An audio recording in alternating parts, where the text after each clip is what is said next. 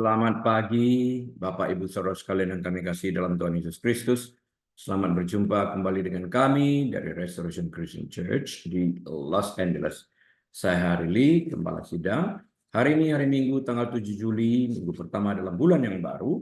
Dan kita akan berbicara tentang sebuah topik yang saya beri judul Setia dalam Perkara yang Kecil, yang akan kita ambil dari kitab Injil Lukas pasal yang ke-16 ayat 10 hingga ayat yang ke-12. Saya bacakan bagi kita sekalian dan kita awali terlebih dahulu dengan doa. Bapa berbicara kepada kami siap mendengarkan kebenaran firman-Mu, singkapkan setiap rahasia firman yang masih terselubung, mampukan kami mengerti sehingga kami boleh menjadi pelaku kebenaran firman-Mu, menerima, bersyukur di dalam nama Tuhan Yesus. Amin. Baik Bapak Ibu Saudara sekalian, mari kita buka Alkitab kita kepada Injil Lukas pasal yang ke-16 ayat 10 hingga ayat yang ke-12. The Gospel of Luke, the 16th chapter, verses 10 through 12.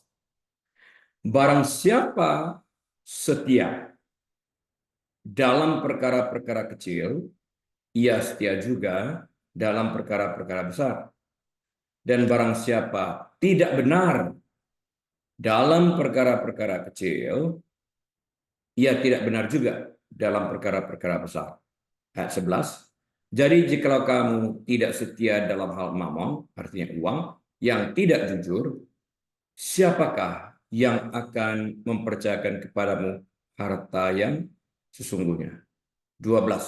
Dan jikalau kamu tidak setia dalam harta orang lain, siapakah yang akan menyerahkan hartamu sendiri kepadamu? Baik Bapak Ibu Saudara sekalian, saya akan mulai dengan sebuah ilustrasi seperti biasanya terlebih dahulu. Kisahnya seperti ini. Seorang perawat muda sedang membantu operasi untuk pertama kalinya di ruang bedah. Ketika dokter bedah selesai mengoperasi, perawat muda ini melapor kepada sang ahli bedah bahwa sang dokter telah menggunakan 12 lembar kain kasa. Tetapi saat dihitung setelah operasi hanya ada 11. Dengan kasar dokter bedah itu menjawab bahwa ia telah mengeluarkan semua kain kasa dari dalam tubuh pasien dan tidak ada satupun yang tertinggal. Si perawat bersikeras bahwa kain kasa hilang satu, tapi dokter itu berkata bahwa ia akan melanjutkan tugasnya dengan menjahit sayatan operasi pasien dan menutup luka tersebut. Dengan mata menyala-nyala, perawat itu berkata, "Pak dokter, Anda tidak boleh melakukannya. Pikirkan nyawa pasien Anda." Sang dokter tersenyum dan mengangkat kakinya, ditunjukkannya kain kasa yang ke-12 yang dengan sengaja telah dijatuhkannya ke lantai. Lantas berkata, "Engkau lulus ujian," katanya. Rupanya sang dokter sedang menguji si perawat tersebut. Apakah ia teliti atau tidak? Nah, ketiga sahabat Daniel menghadapi ujian dalam bentuk yang berbeda jika kita membaca Daniel pasal yang ketiga. Tetapi mereka juga berdiri kokoh, tidak tergoyahkan. Mereka tidak gentar sekalipun tahu bahwa penolakan mereka untuk menyembah berhala dapat membuat mereka kehilangan nyawa. Mereka membuktikan kesetiaan kepada Allah dengan memegang teguh pendirian mereka. Tuhan mengizinkan ujian dan pencobaan memasuki hidup anak-anaknya. Tantangan ini dapat berupa kesempatan untuk memuaskan keinginan daging dengan mengikuti keinginan daging tersebut, atau serangkaian situasi yang mematahkan semangat karena pencobaan yang sedang dihadapi. Apapun bentuknya, jangan menyerah, jangan sampai tunduk pada keinginan daging. Kita harus tetap berdiri di atas kebenaran dan percaya bahwa Allah menyediakan semua anugerah yang kita butuhkan seperti yang tertulis dalam 1 Korintus 10 ayat yang ke-13. Galatia 3 ayat 3 dan 4 berkata, "Adakah kamu sebodoh itu? Kamu telah memulai dengan roh, Maukah kamu sekarang makirinya di dalam daging? Sia-siakah semua yang telah kamu alami sebanyak itu? Masakan sia-sia. Ayat ini mengingatkan kita sekalian seperti yang dinyatakan dalam Injil Matius 26 ayat 41. Bahwa roh memang penurut. The spirit is willing, but the flesh is weak. Tetapi daging lemah. Dan ayat yang sama memberikan kita solusinya, yaitu agar kita berjaga-jaga dan berdoa agar kita tidak jatuh dalam pencobaan. Apakah kita bersedia menjadi pelaku ayat ini? Pilihannya ada pada kita masing-masing. Nah, apakah kita telah diuji dan kita keluar sebagai pemenang melalui ujian yang berada di depan kita? Batu permata, Bapak Ibu Saudara sekalian, menjadi halus karena diasah. Begitu juga kita menjadi sempurna karena diuji. Bukan dicobai, Tuhan tidak pernah mencobai. Tuhan menguji, yang mencobai kita itu adalah setan. Kamus Besar Bahasa Indonesia mendefinisikan kata setia sebagai berikut. 1. Setia berarti berpegang teguh pada janji, pada pendirian, patuh, taat, bagaimanapun beratnya tugas yang diberikan kepada kita harus dijalankan. Ia tetap melaksanakan apa yang ditugaskan kepadanya. Ia tetap memenuhi janjinya, setia. Yang kedua, setia juga berarti tetap dan teguh hati dalam persahabatan dan sebagainya. Telah sekian lama suaminya merantau, ia tetap dengan setia menunggu. Yang ketiga, berpegang teguh dalam apa? Berpegang teguh dalam pendirian, dalam janji, megang teguh akan janji yang diucapkan sekalipun rugi. Walaupun hujan turun dengan lebatnya, ia tetap memenuhi janji pergi ke rumah sahabatnya. Nah, dalam Alkitab kita menemukan perkataan kasih setia. Dalam bahasa Inggris disebutkan loving kindness, yang didefinisikan sebagai berikut. Arti kasih setia mungkin dapat dirangkum sebagai kasih yang mantap, teguh, atas dasar perjanjian yang telah dibuat. Arti ini digunakan untuk menggambarkan baik sikap Allah terhadap umatnya maupun sikap umat Allah terhadap dia. Penggunaan yang kedua khususnya dalam Hosea 2 ayat yang ke-18. Aku akan menjadikan engkau istriku untuk selama-lamanya, dan aku akan menjadikan engkau istriku dalam keadilan dan kebenaran, dalam kasih setia. Dalam bahasa Hebrew disebut sebagai kesed dan kasih sayang. Nah, kesetiaan di sini berdasarkan kasih. Sekalipun kita tidak setia, Tuhan tetap setia karena Tuhan itu kasih padanya. Tidak dapat diingkari. Dalam kesetiaannya, Tuhan menunggu kita untuk kembali kepadanya dalam pertobatan yang sungguh. Seperti yang dikisahkan dalam perumpamaan tentang the prodigal son, atau anak yang hilang. Seperti yang tertulis dalam kitab Injil Lukas pasal yang ke-15, ayat 11 hingga 32, dapat dibaca nanti. Artinya, menghasilkan buah yang sesuai dengan pertobatan kita itu. Kata tobat itu sendiri berarti berbalik dari jalan yang salah ke jalan yang benar, yang diawali dengan merubah pola pikir. Metanoia, merubah cara berpikir, merubah pola berpikir. Seperti yang tertulis dalam Lukas pasal 15 ayat 17-21. Masih ingat tentang perumpamaan tentang anak yang hilang? Dia jatuh miskin setelah menghambur-hamburkan uangnya, kemudian dia mulai berpikir dan merubah pola berpikirnya. Di rumah ayahku banyak makanan. Para pekerja ayahku tidak akan menderita seperti yang kuderita. Dia rubah pola pikirnya. Kalau begitu baik aku bertobat, aku pulang, aku akui kesalahanku dan minta pengampunan daripada Bapa. Lantas bukan berhenti di sana, dia melangkah sesuai dengan perubahan pola pikirnya, beranjak pulang menemui ayahnya.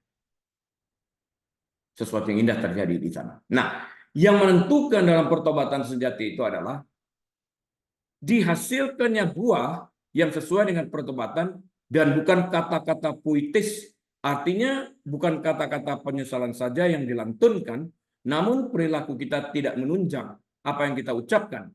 Artinya perilaku kita masih tetap hidup dalam dosa sekalipun bibir kita mengatakan kita bertobat. Ini bukan pertobatan. Setia kepada Tuhan berarti ingin menyenangkan hatinya melalui pertobatan yang sungguh-sungguh. Artinya meninggalkan hidup dalam dosa untuk hidup dalam kebenaran. Itu yang dikerjakan oleh perumpamaan tentang the prodigal son atau anak yang hilang itu. Dia bertobat. Tadi telah saya ceritakan bagaimana dia mengawali perubahan pikiran ini dan kemudian melangkah untuk melakukan seperti perubahan pola pikiran yang benar ini. Nah, apa kata Alkitab tentang kesetiaan? Setia berarti dapat diandalkan, teguh, dan tidak tergoyahkan. Dan Alkitab menyebutkan jenis kesetiaan ini dalam 4 cara. Yang pertama, kesetiaan itu sebagai sifat Allah. Yang kedua, sebagai sifat positif pada sebagian orang, bukan semua orang. Yang ketiga, sebagai sifat yang tidak dimiliki banyak orang. Rare nowadays. Yang keempat, dan sebagai sifat yang baik yang merupakan buah roh. Setia juga digunakan dalam arti percaya. Seperti dalam kasus umat Kristen di Efesus dan Kolose, seperti yang tertulis dalam Kolose 1 ayat yang 1 dan Kolose 1 ayat yang kedua. Efesus 1 ayat yang pertama maksud saya. Efesus 1 ayat yang pertama dan Kolose 1 ayat yang kedua. Nah, kitab suci seringkali berbicara tentang kesetiaan Allah. Berkali-kali kita belajar bahwa ketika Tuhan mengatakan dia akan melakukan sesuatu, dia pasti melakukannya. Bahkan ketika hal itu tampak mustahil. Ketika dia mengatakan sesuatu akan terjadi, hal itu pasti terjadi. Hal ini berlaku untuk masa lalu, masa kini, ataupun masa yang akan datang. Jika hal ini tidak terjadi, artinya jika Tuhan tidak tepat janji, walaupun hanya sekali saja, dia bukanlah Tuhan. Dan kita tidak dapat mengandalkan janji-janjinya karena kesetiaannya tidak teruji. Nah, namun kenyataan, tidak ada satu kata apapun bentuknya yang pernah dijanjikannya yang gagal dari semua janji baik yang telah diberikannya. 1 Raja-Raja 8 ayat 56 mencatat itu. Tuhan selamanya dapat diandalkan.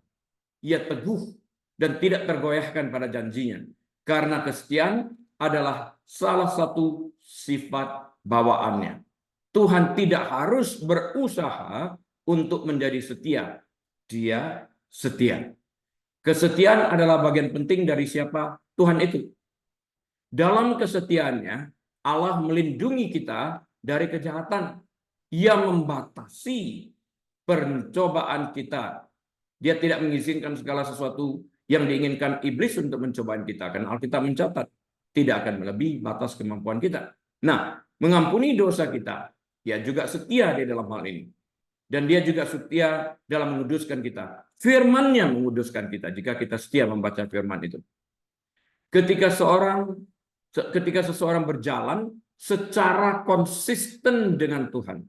Perhatikan Adam dan Hawa pada awalnya seperti itu sampai mereka memutuskan untuk rebel. Dalam pelayanan yang rendah hati, berjalan dengan teguh, setia kepada Tuhan, ini dapat dikatakan setia. Ketika Nehemia harus meninggalkan Yerusalem untuk kembali ke Persia, dia menugaskan Hanani dan Hananya untuk memimpin. Mengapa? Alasan Nehemia memilih kedua orang ini adalah karena mereka, Hanani dan Hananya, lebih setia dan lebih takut akan Allah dari kebanyakan orang lain. Ya, itu tercatat dalam kitab Nehemia pasal 7 ayat yang kedua. Nehemia pasal 7 ayat yang kedua. Nah, Nehemia membutuhkan pria berkarakter yang dapat ia percayai, yang berkredibilitas, berintegritas. Laki-laki yang tidak menerima suap, sogok, berkomitmen untuk mensejahterakan rakyat dan menjunjung tinggi integritas, jabatan, dan nilai-nilai moral kehidupan yang ada. Ini penting. Nah, perhatikan juga bahwa kesetiaan dikaitkan dengan rasa takut akan Tuhan. Semakin baik kita mengenal dan benar-benar sebetulnya mengenal Tuhan, semakin kita akan meniru karakter Tuhan ini. Contoh kesetiaan lainnya adalah Silas, 1 Petrus 5 ayat ke-8, Tikhikus, Efesus 6 ayat 21, Epafras, Kolose 1 ayat 7, Onesimus, Kolose 4 ayat 9, Musa, Ibrani 3 ayat kedua. Orang-orang ini disebut di dalam Alkitab sebagai orang-orang yang setia. Beberapa nama masuk dalam daftar setia. Ini masih asing bagi kebanyakan orang. Misalnya, tidak banyak yang diketahui tentang Tikhikus atau Epafras. Namun kesetiaan bahkan dalam hal-hal kecil sekalipun diketahui oleh Tuhan dan pada akhirnya diberi upah. Lukas 19 ayat 17. Nama mereka tercatat. Alkitab juga memperingatkan kita mengenai konsekuensi ketidaksetiaan. Apa konsekuensi jika kita tidak setia, sekalipun Tuhan setia? Konsekuensinya adalah kita terpisah dari hadirat Tuhan. Itu yang terjadi pada Adam dan Hawa. Mereka kehilangan hadirat Tuhan. Amsal 20 ayat 6 mengatakan, banyak orang menyebut diri baik hati, tetapi orang yang setia, siapakah menemukannya? Ini pertanyaan yang dilontarkan kepada kita oleh kitab Amsal 20 ayat ke-6, Raja Salomo. Artinya hati kita seringkali berubah-ubah sesuai dengan emosi kita, perasaan kita. Meskipun kita mempunyai niat yang baik, namun niat baik saja tidak cukup. Kita harus menjadi pelaku firman Tuhan, artinya kita harus bisa mengalahkan keinginan daging yang seringkali dipengaruhi oleh emosi untuk melakukan kehendaknya seperti yang tertulis dalam Alkitab. Kesetiaan mempengaruhi setiap hubungan yang kita miliki. Alkitab mengatakan itu adalah anugerah dari Tuhan. Ketika kita menerima Kristus sebagai Tuhan, Roh Kudus berdiam di dalam kita dan membawa berkat kasih, membawa berkat sukacita, damai sejahtera, kesabaran, kemurahan, kebaikan, kesetiaan, kelemah lembutan, penguasaan diri. Ini buah Roh. Galatia 5 ayat 22-23. Kepenuhan berkat-berkat ini bergantung pada berjalan bersama Tuhan dan berserah pada Roh-Nya. Kita harus setia membaca dan mematuhi firman Tuhan dan mencari Tuhan dalam doa selama ia berkenan dicari, kata Alkitab. Perjanjian Lama mengajarkan bahwa orang benar itu akan hidup oleh kepercayaan. Kepercayaannya artinya imannya. Tercatat dalam kitab Habakuk pasal yang kedua, ayat yang keempat. The just will live by faith. Dan kebenaran tersebut dikutip, diperkuat dan dijelaskan 3 kali dalam perjanjian baru. Kita memperoleh iman, kesetiaan melalui kasih karunia Allah. Artinya iman dan kesetiaan ini dianugerahkan kepada kita. Allah turut bekerja membangun dan menyempurnakan iman dan kesetiaan kita itu. Christ is the author and finisher of our faith. Dia menyempurnakan iman kita ini di dalam kesetiaan kita. Dia setia kepada anak-anaknya. Dan oleh kasih karunia-Nya, suatu hari nanti kita akan mendengarkan kata-kata sebagai berikut. Tertulis dalam Matius 25 ayat 23. Baik sekali perbuatanmu itu, hai hambaku yang baik dan setia. Lihat perkataan ini tidak terpisahkan, baik dan setia. Engkau telah setia memikul tanggung jawab dalam perkara yang kecil. Aku akan memberikan kepadamu tanggung jawab dalam perkara yang besar. Masuklah dan turutlah dalam kebahagiaan Tuhanmu. Tadi dalam kitab Amsal kita lihat orang yang melihat dirinya baik atau mengaku baik itu banyak, tapi orang setia siapa menemukannya? Di sini kita melihat perkataan baik dan setia itu tidak terpisahkan. Satu, kesatuan. Kasih setia. Satu, kesatuan. Nah, apa maksud Yesus mengatakan apa yang ia katakan dalam Lukas 16 ayat yang ke-10? Barang siapa setia dalam perkara-perkara kecil, ia setia juga dalam perkara-perkara besar. Dan barang siapa tidak benar dalam perkara-perkara kecil, ia tidak benar juga dalam perkara-perkara besar. Ini persoalan daging. Nah, Yesus melanjutkan penerapan perumpamaan tentang bendahara yang tidak jujur yang memanipulasikan uang. Lukas 16 ayat 1 sampai 8. Seorang kaya mengetahui bahwa bendaharanya telah menghamburkan miliknya, tercatat di dalam Lukas 16 ini ayat 1 sampai 8. Dihadapkan pada hilangnya pendapatannya karena ia akan dipecat oleh tuannya. Bendahara yang tidak jujur ini memanipulasikan jumlah uang yang harus dibayar oleh debitur orang kaya tersebut dengan meminta mereka untuk menuliskan jumlah nominal yang jauh lebih kecil dari yang sesungguhnya, untuk meyakinkan salah satu dari mereka, para debitur ini, agar membantunya nanti pada saat ia telah dipecat. Ya, bendahara yang tidak jujur ini mengambil langkah yang tidak jujur melalui manipulasi untuk mempersiapkan masa depannya. Ia memanipulasikan agar orang ini setuju dengan pola berpikirnya dengan memberikan surat utang baru yang nominalnya jauh lebih rendah, dengan harapan saat dia tidak memiliki pekerjaan sebagai bendahara lagi, dia akan diterima. Kita lihat perjalanan selanjutnya seperti apa. Yesus menunjukkan bahwa bendahara yang tidak jujur itu telah berlaku cerdik secara ukuran duniawi. Bahwa ia selaku orang duniawi telah memikirkan hal-hal duniawi, sehingga ia berusaha untuk kepentingan dan kesejahteraan pribadi. Everything is about him. Sebaliknya, orang percaya sering tidak fokus kepada pekerjaan sorga atau kerajaan sorga untuk menggunakan harta dunianya demi meningkatkan kepentingan rohani dan kepentingan sorgawi. Jadi Yesus mengajak murid-muridnya sebaiknya mempertimbangkan cara yang sama untuk menanggapi situasi yang tidak menguntungkan, namun dengan cara yang memuliakan Tuhan dengan mempergunakan pola pikir kingdom mindset, seperti yang tertulis dalam Matius 10 ayat yang ke-16. Hendaklah kamu cerdik seperti ular, tapi tulus seperti merpati, jujur, ikhlas. Dalam Lukas 16 ayat yang ke-9, Yesus memerintahkan murid-muridnya untuk menggunakan uang mereka untuk memberkati orang lain.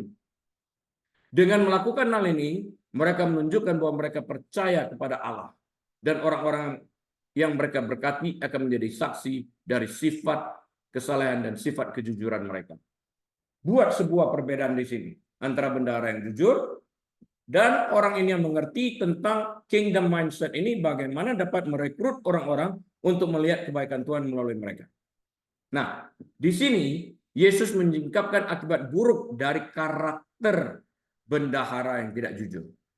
Bendahara yang tidak jujur ini kehilangan pekerjaannya karena dia tidak bekerja dengan jujur. Ini konsekuensi yang harus dibayar. Bisa jadi tidak ada seorang pun yang mengontrol pekerjaannya yang dilakukannya dengan sangat tidak baik. Kepada bendahara ini telah dituduhkan bahwa ia menghamburkan milik Tuhan. Artinya nggak ada yang kontrol dia.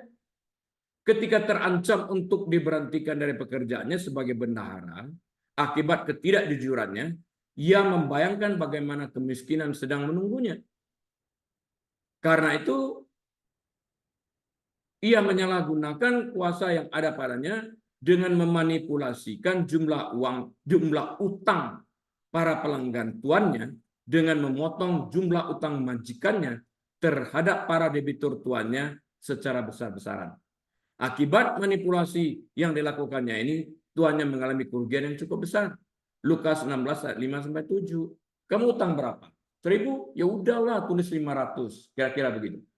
Semuanya tertulis ya di dalam Lukas 16 ini. Nah, namun jika sang bendahara setia dengan urusan tuannya, apa yang akan terjadi? Dia tidak akan meminta pekerjaan pada orang yang berutang pada majikannya. Kemungkinan besar dia akan ditawari tanggung jawab lebih besar. Pengajaran ini berkaitan erat dengan perumpamaan tentang talenta dalam Matius 25 ayat 14 sampai 30. Apa yang dipercayakan kepada kita bukan masalah. Itu tidak merupakan masalah apapun yang dipercayakan kepada kita. Kita hanya perlu bertanggung jawab dengan apapun yang dipercayakan kepada kita. Apakah yang dipercayakan 5 talenta, 2 talenta, 1 talenta? Enggak, kita harus, bukan masalahnya di sana 5, 2, 1. Masalahnya adalah apakah kita setia terhadap apa yang dipercayakan kepada kita. Jika kepercayaan terbentuk, maka majikan kita akan mempercayakan hal yang lebih besar lagi kepada kita.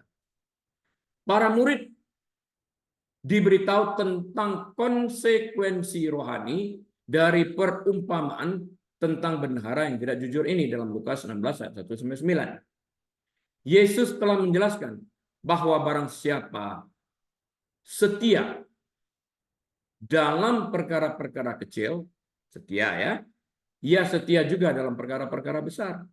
Dan barang siapa tidak benar dalam perkara-perkara kecil, ia tidak benar juga dalam perkara-perkara besar. Lukas 16 ayat 10. Artinya, fakta bahwa sang bendahara tidak dapat dipercaya dalam hal mamon, dalam hal uang, yang harus dikelolanya dengan baik, membuat dia melakukan lebih banyak kesalahan lagi dengan merugikan majikannya melalui manipulasi yang dilakukannya. Dia seorang manipulator. Hal ini disebabkan karena rasa takutnya terhadap kemiskinan karena diberhentikan dari pekerjaan yang disebabkannya sendiri. Kesalahan ini ia sebabkan sendiri, namun nanti dia akan menyalahkan Tuhan. Ya, jika dia setia dalam apa yang dipercayakan Tuhannya kepadanya, dia mungkin akan diberi tanggung jawab yang lebih besar. Harus diingat bahwa Tuhan tidak pernah bertanggung jawab terhadap pilihan hidup kita. Kita dapat memilih apa saja dalam hidup ini, namun kita tidak bebas dari konsekuensi pilihan kita, baik atau buruk, karena ia telah memberikan tuntunannya melalui firman-Nya yang tertulis di dalam Alkitab. Kita telah diberikan guidance, telah diberikan Alkitab, manual. Kita harus mengerti tentang ini. Bagian kita adalah menyesuaikan pilihan kita dengan kehendak-Nya, seperti yang tertulis dalam firman. Firman itu kekal, langit bumi berlalu. Firman itu kekal selamanya, ya dan amin. Yang harus dipatuhi. Firman yang sudah tertulis ini sah, tidak dapat dibatalkan, tidak dapat diubah, dan tidak perlu dipertanyakan lagi karena Alkitab berkata firman Tuhan itu adalah ya dan amin. 2 Korintus 1 ayat yang ke-20. Dan firman-Nya adalah kebenaran. Yohanes 17 ayat yang ke-17. Langit dan bumi berlalu suatu saat, namun firman-Nya kekal selamanya. Matius 24 ayat 35 hingga 37. Jadi firman itu kekal dan tidak pernah berubah selama-lamanya. Baik saat ini kita masih hidup, selama dunia ini masih ada, ataupun setelah dunia yang kita lihat ini berlalu suatu saat. Firman-Nya tidak berlalu. Langit bumi berlalu. Firman Tuhan seperti itu tadi. Dalam Lukas 16 ayat yang ke-9, Yesus mendesak murid-muridnya untuk mengikat persahabatan dengan mempergunakan mamon yang tidak jujur. Supaya jika mamon itu tidak dapat menolong lagi, maka kita diterima di dalam kemah abadi. Artinya, Yesus memerintahkan murid-muridnya untuk menggunakan uang mereka untuk memberkati orang lain. Bukan hanya sekedar uang, pengetahuan. Apapun yang ada pada kita yang dapat kita pakai untuk memberkati orang lain. Pengetahuan, waktu, dan sebagainya. Dengan melakukan hal ini, mereka menunjukkan bahwa mereka percaya kepada Allah. Dan orang-orang yang mereka berkati akan menjadi saksi dari sifat saleh mereka, dari sifat jujur mereka. Bukti dari komitmen mereka kepada Tuhan. Setia dalam perkara yang kecil. Ungkapan tentang mamon yang tidak jujur sepertinya memperhatikan bahwa orang-orang duniawi memperoleh dan membelanjakan kekayaan mereka dengan cara yang tidak jujur. Di sini Yesus mungkin mengacu pada bunga atau biaya yang dipotong oleh bendahara majikannya. Lukas 16 ayat 5-7. Hukum Musa melarang membebankan bunga kepada orang Yahudi lainnya. Ulangan 23 19-20. Untuk menyiasatinya, ya, orang-orang di zaman Yesus cenderung memungut biaya. Mereka nggak suka, mereka manipulasikan hukum tertulis tersebut. Bayangkan, nggak boleh kerja dikatakan. Salah satu manipulasi. Nggak boleh kerja pada Sabat. Jadi nggak boleh ngangkat barang. Dengan sikut boleh kok. Kan nggak ngangkat. Mereka manipulasikan. Atau tiup kalau bisa bendanya ditiup. Manipulasi di dalam hal ini. Mereka mencoba membenarkan diri mereka dari hukum tertulis. Keduanya bertentangan secara tertulis atau bertentangan dengan secara hukum Taurat dan jelas dapat disebut sebagai mendapatkan kekayaan secara tidak benar atau secara tidak halal. Menurut biaya aja sebut. Bukan bunga. Ya. Bendahara yang tidak jujur ini sudah berlaku tidak setia dengan kekayaan yang juga diperoleh secara tidak benar dengan cara memanipulasikan orang lain dengan menggunakan otoritas yang dimilikinya sebagai bendahara untuk menulis surat utang yang baru. Dia salah mengelola aset tuannya. Hal ini menunjukkan ketidaksetiaannya kepada Tuhan. Jika dia mematok bunga yang tinggi atau meminta bayaran yang terlalu tinggi, banyak dilakukan oleh pemungut pajak di zaman itu, berarti dia tidak setia kepada tuannya dengan merepresentasikan integritas tuannya yang rendah. Ia telah berlaku tidak setia dalam mengelola mamon yang dipercayakan kepadanya. Bahwa dia melakukan ini, orang melihat integritas ini rendah, sekalipun dia merepresentasikan dalam ketidaktahuan tuannya, dia berdosa di dalam hal. Bendahara yang tidak jujur ini telah memanipulasikan tuannya dan mengizinkan orang yang berhutang membuat surat utang yang baru yang jauh lebih rendah nilainya dengan harapan bahwa orang-orang yang dibantunya akan membantunya juga kelak saat ia telah dipecat. Tapi ada satu hal yang terlewatkan oleh pikiran bendahara yang tidak jujur ini. Apa itu? Yaitu dengan berlaku tidak jujur terhadap tuannya, ia telah menunjukkan integritasnya, karakternya yang begitu rendah di hadapan publik. Sehingga orang berpikir, jika ia tidak jujur kepada tuannya yang sekarang ini, dengan berlaku curang di belakang punggung tuannya, dan mempertontonkan kepada kami, dengan mengizinkan kami menulis nilai yang jauh lebih rendah, ia juga tidak akan jujur jika salah satu di antara kami nanti yang melakukan seperti ini sebagai balas budi ingin memperkerjakannya. Ini kelewatan oleh cara dia berpikir. Singkatnya, kecil kemungkinan majikan barunya akan mempercayakannya dengan otonomi dan tanggung jawab yang besar. Dia telah membuktikan dirinya tidak layak untuk dipercaya. Lebih dari itu, tindakan bendahara tersebut menunjukkan bahwa ia tidak berada di jalan menuju kekayaan keselamatan yang sejati.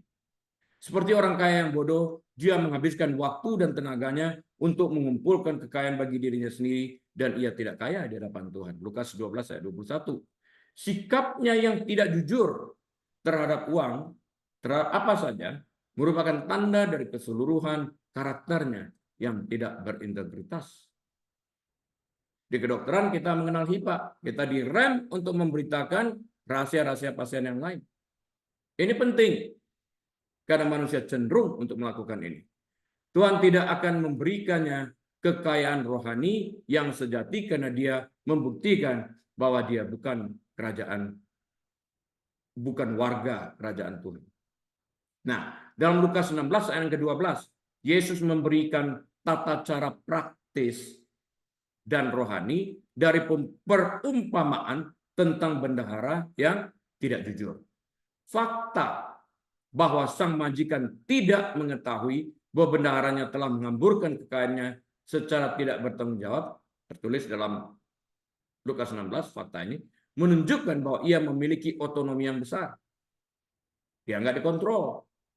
Dengan otonomi yang dimilikinya, ia mengizinkan mereka yang berutang kepada tuannya untuk membuat surat utang baru yang nilainya jauh lebih rendah dari nilai yang sesungguhnya, dengan harapan mereka yang ia bantu juga akan membalas budi kebaikannya saat ia sudah tidak bekerja lagi sebagai bendahara lagi. Nah, yang dia lupa yang saya katakan tadi, ia telah menelanjangi dirinya, mempertontonkan karakternya yang rendah yang tidak layak untuk dipercayai. Ini dia lupa bahwa dengan melakukan itu dia telanjang dan karakternya dilihat orang. Pada tuan yang sekarang yang tidak mengetahui dengan otoritas yang begitu besar, otonomi yang begitu besar, dia berlaku tidak jujur di belakang tuannya. Dia pasti juga akan melakukan jika kita memperkerjakan dia. Kesempatannya hilang. Dia telah terbukti tidak setia dan tidak berintegritas. Sehingga kecil kemungkinannya dia akan mempunyai tanggung jawab dan otonomi seperti itu lagi di masa depan. Bersekongkol untuk menipu majikan mungkin akan menghasilkan teman. But what kind of friends? Tapi teman seperti apa? Tetapi teman-teman tersebut kemungkinan besar tidak akan dapat mempercaya dia dengan uang mereka. Karena mereka telah melihat bagaimana ia menelanjangi dirinya dalam hal ketidakjujuran. Selama hidup di bumi, ayat ini yang kita baca ini, Bapak Ibu Saudara sekalian, berlaku untuk pelayanan. Jika seorang hamba Tuhan atau seorang pengerja gereja yang melayani dalam bentuk apapun telah melayani tanpa integritas, telah berlaku tidak jujur, baik saat melayani atau dalam kehidupan sehari-hari, maka tidak bijaksana jika pemimpin gereja membiarkan dia memimpin pelayanan lain atau melayani dengan skop tanggung jawab yang lebih besar. Tanggung jawab di hadapan Tuhan. Bagaimana ia dapat setia kepada Tuhan jika ia tidak setia dalam perkara kecil yang dapat terlihat dengan jelas? Dan bagaimana ia dapat dipercayakan sebuah pelayanan jika ia tidak menjadi pelaku kebenaran firman Tuhan dan hidup menurut pimpinan dagingnya? Pada akhirnya, ayat ini mengungkapkan kebenaran tentang situasi kita pada saat kebangkitan. The Bema Seat, tahta pengadilan Kristus. Para pengikut Tuhan akan mempunyai tanggung jawab selama kerajaan 1000 tahun. Tampaknya didasarkan pada kesetiaan kita dalam melayani saat kita berada di bumi ini. 1 Korintus 6 ayat yang kedua. Selain itu, orang Kristen akan menerima berkat tergantung pada perbuatan baik mereka di 2 Korintus 5:10, Bema Seat, di mana Kristus menganugerahkan the crown, mahkota itu berdasarkan kebaikan, bukan pada Bema Seat, bukan persoalan selamat atau tidak selamat. Semua orang percaya selamat. Artinya yang sungguh-sungguh percaya ya. Nah, jika kita tidak setia dengan apa yang diberikan kepada kita saat ini, kita tidak akan mendapatkan pahala yang besar di surga. Di Bema Seat ini nanti. Tahta pengadilan Kristus. Bukan the white throne of judgment. Beda. Sudah pernah saya jelaskan di masa lalu. 1 Korintus 3, 12-15. Yesus memulai permohonannya dengan menjelaskan bahwa orang yang menggunakan uangnya untuk memberkati orang lain menunjukkan bahwa mereka mempunyai hati terhadap Allah. Lukas 16 ayat 9. Yesus mengakhiri tema yang sama dengan kata-kata yang lebih kuat. Lukas 16 ayat 13. Seorang hamba tidak dapat mengabdi kepada dua Tuhan. Dua Tuhan. Karena jika demikian ia akan membenci yang seorang dan mengasihi yang lain. Atau ia akan setia kepada yang seorang dan tidak mengindahkan yang lain. Kamu tidak dapat mengabdi kepada Allah dan kepada Mammon. Lukas 16 ayat 13. Nah, summary saya, kesimpulan saya dari apa yang kita bicarakan ini adalah Tuhan menginginkan kita selaku orang percaya yang telah mengalami lahir baru, hidup bahagia di bumi saat kita masih hidup, maupun nanti saat kita hidup dalam hadirat Tuhan di surga. Untuk tujuan inilah Allah Bapa mengutus putra tunggalnya Yesus Kristus datang ke dunia untuk mati menggantikan kita untuk membayar upah dosa kita. Jangan sampai kita melupakan hal ini. Hanya untuk mendapatkan kebahagiaan seperti yang dimaksudkan oleh Tuhan, kita harus hidup benar dan setia kepada Tuhan. Sesuai dengan apa yang tercatat di dalam kitab manual Alkitab. Artinya, hidup menjadi pelaku kebenaran firman Tuhan. Bukan keinginan daging. Dan hal ini harus dibuktikan oleh buah yang sesuai dengan pertobatan kita. Jika buah pertobatan tidak dihasilkan, maka kita belum bertobat. Dan daging masih menguasai kita seperti yang dilakukan bendahara yang tidak jujur ini. Berbeda dengan the prodigal son tadi yang bertobat. Bertobat bukanlah kata-kata belaka, tetapi sebuah tindakan yang dimulai oleh perubahan pola pikir, metanoia, yang kemudian disertai oleh tindakan. Tahu yang benar, tapi melakukan apa yang salah, seperti yang dilakukan bendahara ini, adalah sebuah tindakan kebodohan. Kita tidak bebas dari konsekuensi pilihan kita ini. Apalagi setelah kita mengenal kebenaran, namun memilih yang salah dengan sengaja. Dan Tuhan tidak bertanggung jawab atas pilihan kita. Amin. Mari kita berdoa. Bapa Surgawi, kami berterima kasih untuk kebenaran firman-Mu yang bisa kami lakukan, memerdekakan kami.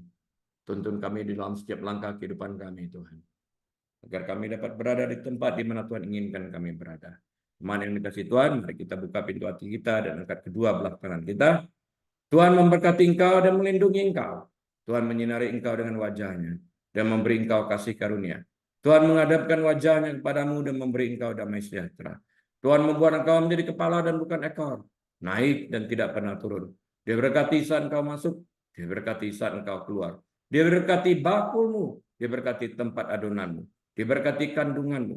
Apapun yang kau kerjakan dengan kedua tanganmu, Tuhan membuat engkau berhasil agar namanya dipermuliakan. Tuhan memberkati rumah tanggamu, kesehatanmu, pelayananmu, memberkati seluruh area kehidupan. Dan biarlah pada saat ini kita dapat membuka lembaran waktu kita dan mengucapkan syukur dengan hikmat marifat dari Allah Bapa, damai sejahtera dari Tuhan Yesus, dalam persekutuan yang manis dan erat bersama dengan Tuhan Allah Roh Kudus, saat ini sampai selama-lamanya. Yesus Tuhan datang kali kedua yang menyebut kita semua yang percaya kepadanya. Haleluya. Amin. Baik, Bapak Ibu Saudara sekalian, kebaktian telah selesai. Atas izin Tuhan, kita akan bertemu kembali minggu depan. Tuhan Yesus memberkati. Saya Harili, mohon diri. Shalom.